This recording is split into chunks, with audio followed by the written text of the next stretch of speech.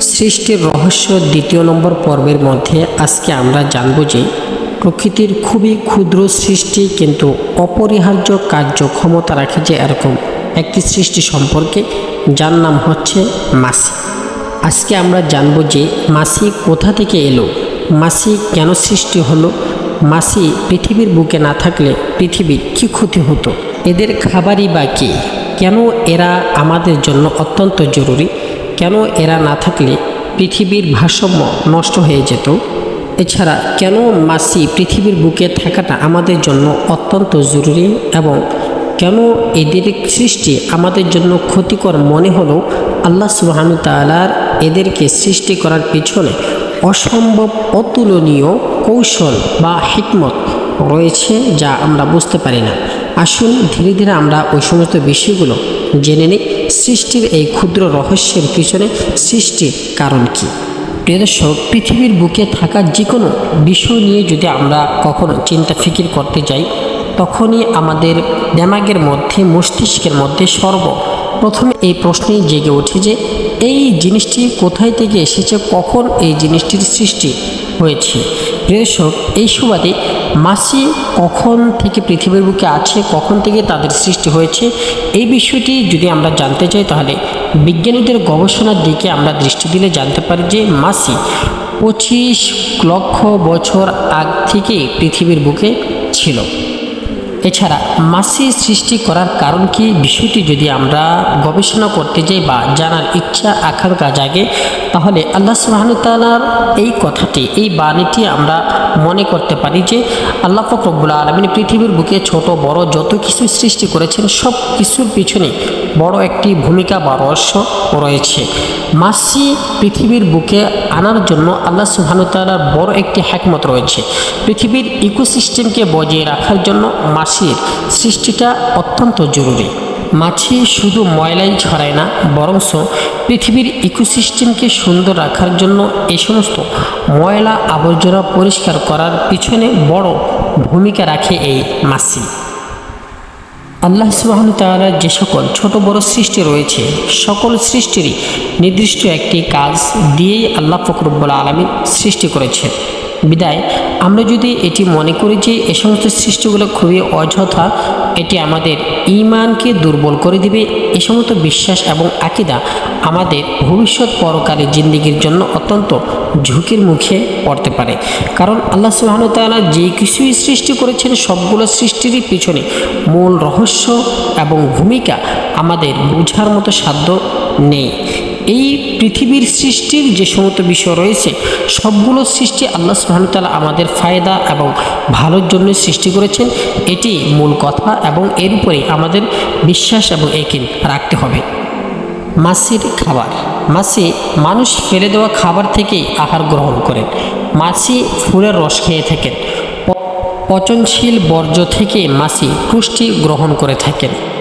এছাড়া মাছির কিছু বৈশিষ্ট্য রয়েছে, যেমন মাছি যদি কোনো বস্তুর উপরে চড়ে বা বস্তুর উপরে বসে তখন তাদের পায়ের পাতার তালুর দ্বারা তারা স্বাদ গ্রহণ করতে পারে।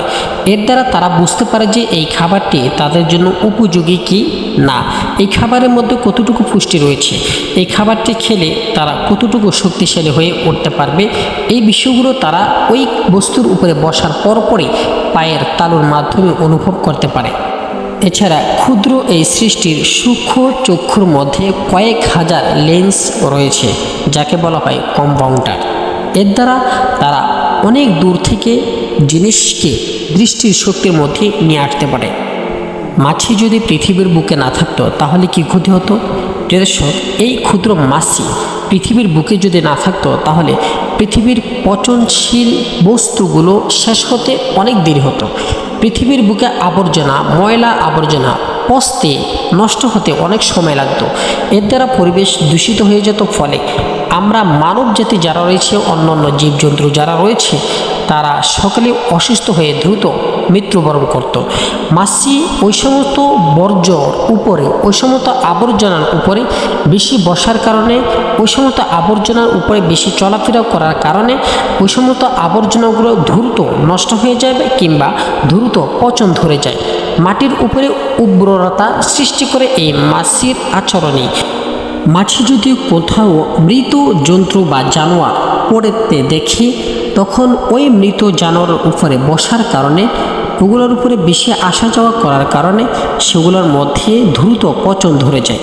ওই সমস্ত মৃত শরীরগুলো দ্রুত পচন ধরে তা মাটির সাথে মিশে যায়, ফলে মানুষের শরীরের মধ্যে রোগ জীবাণু ছড়ানো থেকে বিরত থাকে। এছাড়া মাছি যদি পৃথিবীর বুকে না থাকে ওই সমস্ত মৃত জন্তু বা আবর্জনার দুর্গন্ধ বা তাদের দূষিত পরিবেশের কারণে মানুষ দ্রুত অসুস্থ হয়ে মৃত্যুবরণ করত। প্রিয় দর্শক, মানুষ মনে করে থাকেন যে মাছির দ্বারা আমাদের অনেক ক্ষতি হয়। মাছি আমাদের খাবারের উপরে বসে, আমাদের ফলের উপরে বসে, আমাদের বিভিন্ন ব্যবহারের জিনিসের উপরে বসে, যার দ্বারা জীবাণু ছড়ায়, আমরা দ্রুত অসুস্থ হয়ে পড়ি। কিন্তু মাছি যদি পৃথিবীর বুকে না থাকতো, ওই সমস্ত খাবারের উপরে না বসতো, ময়লা আবর্জনার উপরে না বসতো, তাহলে পৃথিবীর ভারসাম্য খুবই আগেই ধ্বংস হয়ে যেত। মাছির মতোই এরকম কিছু মৌমাছি আছে যারা এক ফুল থেকে অন্য ফুলের মধ্যে পরাগায়ন নিয়ে আসে, এক ফুলের পরাগায়ন অন্য ফুলের মধ্যে যুক্ত করে দেয়, যার দ্বারা ফল ইত্যাদি শস্য ফসল বৃদ্ধি হতে থাকে, প্রচুর পরিমাণে হতে থাকে। মাছি পৃথিবীর উপরে থাকা ময়লা আবর্জনা খেয়ে বেঁচে থাকে। মাছি পৃথিবীর বুকে থাকা ময়লা আবর্জনা খাওয়ার কারণেই পৃথিবীর পরিবেশ সুন্দর থাকে, পৃথিবীর ভারসাম্য বজায় রাখতে সাহায্য করে। এছাড়া বিজ্ঞানীরা মাছির পাখার উপরে গবেষণা করে মানুষের শরীরের মধ্যে মরণ ব্যাধি ও রোগকে প্রতিরোধ করার ঔষধ বা কেমিক্যাল বানিয়ে থাকেন।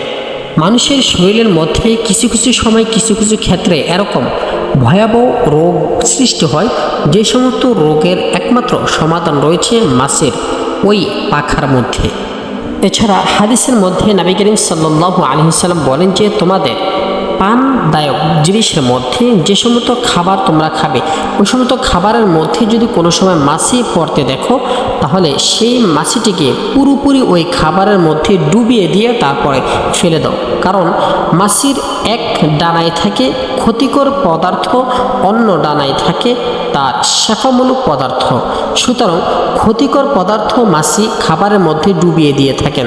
তোমরা যদি ওই মাছিটিকে পুরোপুরি খাবারের মধ্যে বা পানির পাত্রের মধ্যে ডুবিয়ে দিতে পারো, তাহলে অন্য ডানার মধ্যে যে সমস্ত শাখা বা উপকারিতা পদার্থ রয়েছে তা মিশ্রিত হয়ে তোমরা ভয়াবহ রোগ থেকে নিরাময় পেতে পারো। মাছি কোথায় বেশি থাকে বা কোথায় মাছি বংশবিস্তার বেশি করে?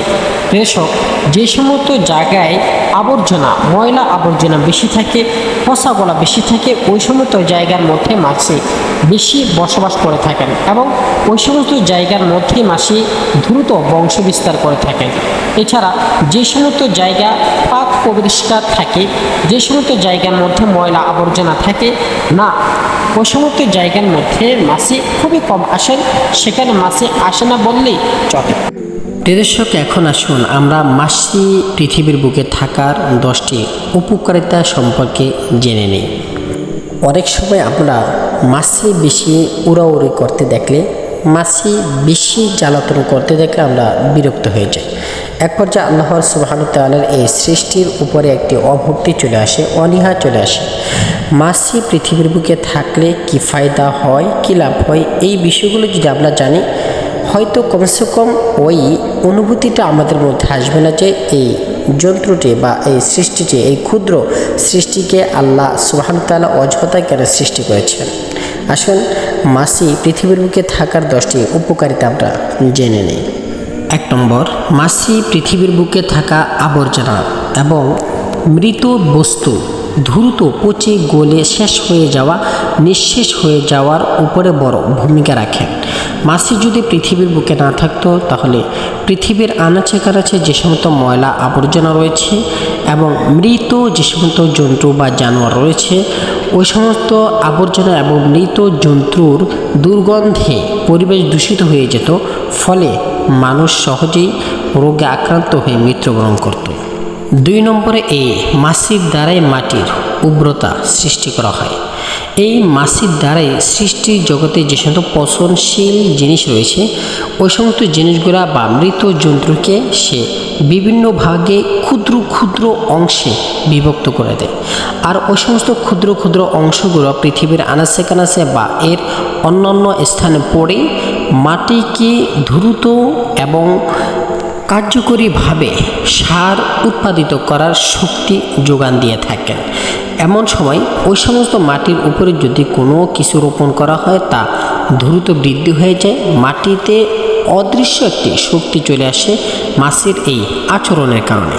3 নম্বরে পরাগায়ন, অর্থাৎ যে সমস্ত ফল গাছ ফুল ফুটায় ওই সমস্ত ফুলগুলোর মধ্যে কিছু এরকম সূক্ষ্ম সূক্ষ্ম গুড়ির মতো বালির কণার মতো আবরণ দেখবেন। সেগুলো একটি ফুল থেকে অন্য ফুলের মধ্যে নিতে অনেক মাছি সাহায্য করে থাকেন, যার ফলে ফল বৃদ্ধি হয়, শস্য উৎপাদিত হয়, আমাদের ক্ষেত খামারের মধ্যে ফল ফুলে ভরপুর হয়ে যায়। এগুলোই আমাদের জীবন চলার পথে জীবিকা হিসেবে বাস্তবায়নের রূপে আমাদের সামনে চলে আসে। বিভিন্ন প্রকারের পুষ্টিকর ফল, শাক, সবজি ইত্যাদি আমাদের সামনে পুষ্টিকর হয়ে আসার পেছনে মাছের বড় ভূমিকা থাকে। 4 নম্বরের খাদ্য শৃঙ্খলা, অর্থাৎ মাছির দ্বারা ছোট ছোট কিছু পাখি এবং ব্যাঙ, মাছ ইত্যাদির খাদ্যর অভাব পূরণ করা হয়। এই মাছি সেবন করেই কিছু কিছু ব্যাঙ, কিছু কিছু মাছ, কিছু কিছু ছোট ছোট পাখি তারা পৃথিবীর বুকে বেঁচে থাকে। তারা যদি পৃথিবীর বুকে না থাকতো তাহলে পৃথিবীর এই সমস্ত পশু পাখিরা খাদ্যের অভাবে মৃত্যুবরণ করত। এর ফলে পৃথিবীর ইকোসিস্টেম বড়ই ধ্বংসের মুখে পড়ে যেত।